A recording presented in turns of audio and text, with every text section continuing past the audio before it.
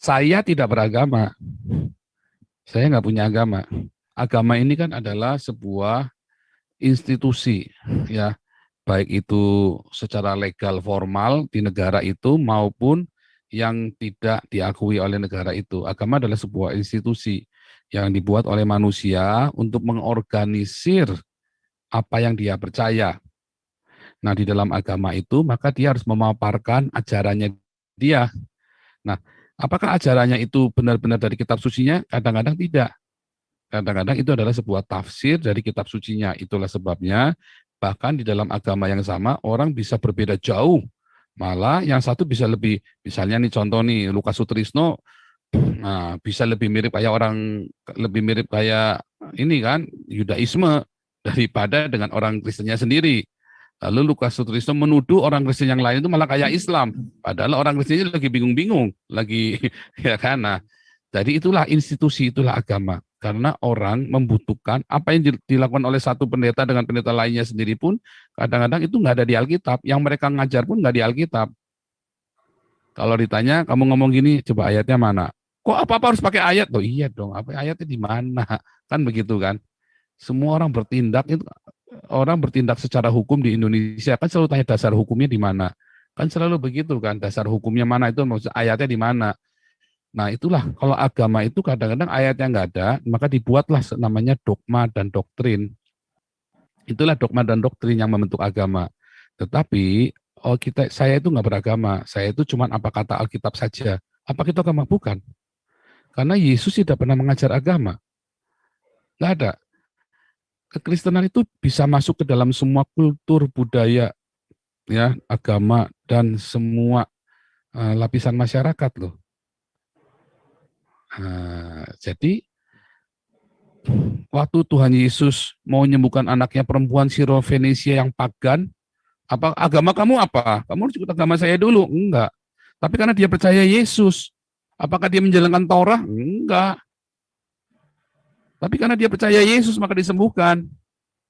Enggak urusan dengan agama dia. Yudaisme, bahkan Yudaisme juga bukan agama sebetulnya. Itu adalah kultur Yudaisme itu. Kultur budaya yang dipilih oleh orang-orang Yahudi. Nah, itulah Yudaisme. Nah, jadi kita itu nggak butuh agama. Kita itu nggak butuh agama yang buatan manusia. Tetapi masalahnya manusia merasa butuh agama, merasa butuh. Lalu dengan dia beragama dan melakukan ritual-ritual. Semua ritual-ritual di gereja Kristen, apakah ritual dari gereja, dari yang diajarkan Tuhan Yesus? Tidak. Enggak. Ya kan? Mungkin hanya 5% dari 95% ritual itu yang merupakan ajaran Yesus yang di dalam gereja-gereja kita. Apakah salah? Enggak, karena itulah kontekstual, itulah budaya. Dan kekristenan itu, bahkan para rasul aja nggak pernah bilang dirinya adalah Kristen. Coba, nggak ada satupun para rasul berkata akulah Kristen. Nggak pernah. Paulus pun nggak pernah berkata aku orang Kristen, nggak pernah. Nggak ada. Oh itu Pak di Alkitab itu ada. Oh itu dalam 2 Korintus 12 itu bukan. Itu adalah terjemahannya salah. Ya kan? Nah, nggak pernah para rasul itu berkata aku adalah orang Kristen. Itu nggak pernah. Nggak ada satupun. Ya. Jadi kita harus membedakan mana yang melakukan isi Alkitab, mana yang merupakan agama. Kalau apa yang kita lakukan apa isi Alkitab itu bukan agama, karena orang membuat apa yang menafsirkan isi Alkitab itu sesuai dengan konteks budayanya dia. Kalau dia orang Batak, dia baca Alkitab akan beda banget sama orang-orang Tionghoa cara baca Alkitabnya. Orang-orang Papua cara baca Alkitab akan beda karena satu statement orang itu bisa berpikir dengan 1000 macam persepsi. Nah, jadi kalau kita melakukan apa yang di dalam Alkitab itu bukan agama, tetapi itulah jalan hidup yang kita tempuh. Gitu, Pak, itu beda. Kalau agama itu harus punya kesamaan. Jadi misalnya nih, saya bikin agama Kristen, maka nanti ketika saya ke Papua, kamu harus menafsirkan Alkitab seperti cara saya membacanya. Sedangkan Tuhan Yesus nggak ngajarin begitu. Kepada mereka semua diajarkan sesuai dengan apa yang mereka pahami. Itu ayatnya tertulis jelas. Sesuai dengan apa yang kita pahami. Karena orang Papua, memahaminya akan berbeda dengan cara orang-orang di Sumatera memahami. Orang-orang yang ada di Cina akan beda pemahamannya dengan orang-orang Amerika. Cara memahami satu teks akan berbeda. Maka dari itu bukan agama. Ya, kalau agama itu harus sama semua. Jadi kalau agama itu maka yang ketika saya mengajarkan ya kamu harus ngikutin yang saya ajarkan ini.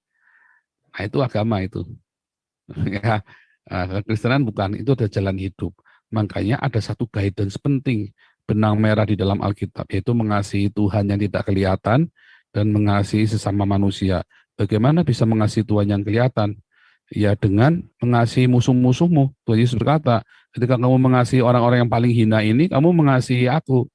Bagaimana mengasihi sesama kalau Anda tidak bisa mengasihi dirimu sendiri? Kalau kita belum bisa berdamai dengan diri sendiri, bagaimana kita bisa berdamai dengan orang lain? Nah, itulah benang merah yang dalam Alkitab. Dan kalau itu sudah benar, maka yang lain-lain itu hanya aksesoris saja. Aksesoris penting, tapi itu aksesoris. Misalnya nih, bagaimana cara mengendalikan kesabaran? Bagaimana cara kita supaya punya hikmat? Bagaimana cara kita supaya kita berkata-kata dengan bijaksana? Nah, itu semua adalah aksesoris, tapi ada garis yang pentingnya. Tetapi Alkitab juga mengajarkan bagaimana cara kita mengendalikan hawa nafsu kita, bagaimana Alkitab mengajarkan semuanya itu. Nah, itu aksesoris. Tapi yang utamanya, endingnya, awalnya dan endingnya adalah mengasihi Tuhan yang tidak kelihatan dan berdamai dengan semua musuh-musuh kita. Endingnya adalah begitu.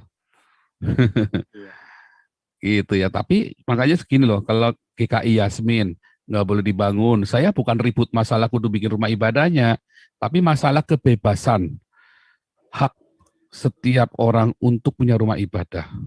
Saya sendiri tidak penganut rumah ibadah gedung begitu. Ya, itu ya Pak Kayan. Nah, jadi harus membedakan, dan itu bedanya tipis sekali.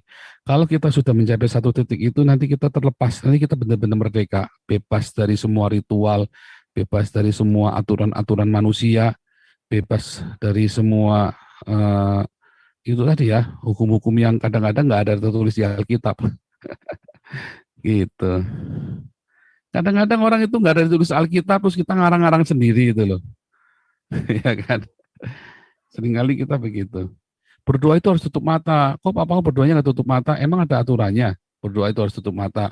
Kok papa berdoanya nggak lipat tangan? Loh, emang ada aturannya. Nah, kan begitu kan aturannya. Nah, kadang-kadang orang Kristen berdoanya aja kayak orang Islam kok. Ya kan? Ikut-ikut bingung karena mereka bingung. Nah, kenapa? Karena nggak ada yang ngajarin. Makanya ikutan kelas evangelis bulan September kita ada buka kelas evangelis baru supaya nanti diatur dogma-dogma gereja itu dirontokkan semua. Lalu bagaimana kembali ke Alkitab, lalu di kelas apologetik, ayo bangun kembali dogmamu sendiri sesuai dengan apa yang Anda pahami, gitu.